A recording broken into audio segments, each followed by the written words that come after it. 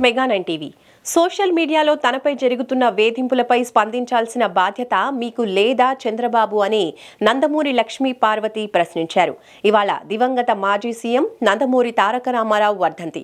ఈ సందర్భంగా ఎన్టీఆర్ ఘాట్ వద్ద లక్ష్మీ పార్వతి నివాళులర్పించారు. ఇదే క్రమంలో మీడియాతో మాట్లాడిన ఆమె కీలక వ్యాఖ్యలు చేశారు. 29 ఏళ్లుగా ఎన్టీఆర్ కు దూరమై మనోవేదనకు గురవుతున్నానని ఆమె తెలిపారు.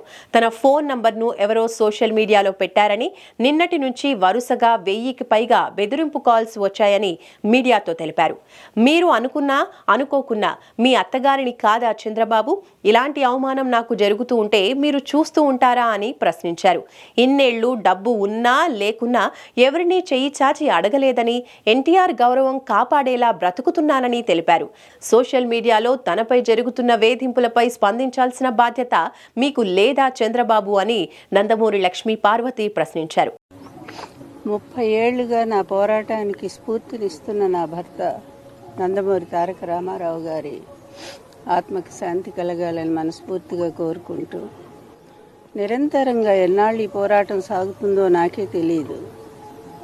కళ్ళ ముందు ఎన్ని జరుగుతున్నా కూడా, ఎన్ని అకృత్యాలు జరుగుతున్నా కూడా బాధపడుతూనే ముందుకు సాగిపోతూనే ఉన్నాను. ఇప్పటికి కూడా ఈ అబద్ధాల ప్రపంచం, ఈ దుర్మార్గుల అరాచకం నన్ను వెంటాడుతూనే ఉంది, వేధిస్తానే ఉంది. ఎన్ని రకాలుగా అవమానాలు ఎదుర్కోవాలో నాకే తెలియట్లా. నేను చేసిన తప్పేంటో ఇప్పటికి కూడా నాకు తెలియదు.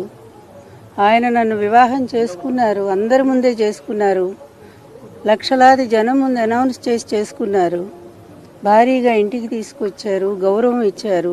చివరి వరకు ఆయన ఆరోగ్యం కోసం, ఆయన ఆనందం కోసం, తర్వాత ఆయన అధికారంలో రావటం కోసం నిరంతరం కృషి చేశాను. ఒక చిన్న పదవి తీసుకోలేదు, ₹1 డబ్బు ఆశించలేదు, నిస్వార్థంగానే మిగిలిపోయాను. చివరికి ఆయన వెళ్ళిపోయారు. ఎందుకు వెళ్ళిపోయారో కూడా తెలుసు, ఎన్ని కుతంత్రాలు జరిగాయో. ఆ తర్వాత కూడా వాళ్ళు వదిలిపెట్టకుండా అదే అబద్ధాలను కంటిన్యూ చేస్తూ నా జీవితాన్ని నాశనం చేయడానికి ప్రయత్నం చేస్తూ ఉన్నారు.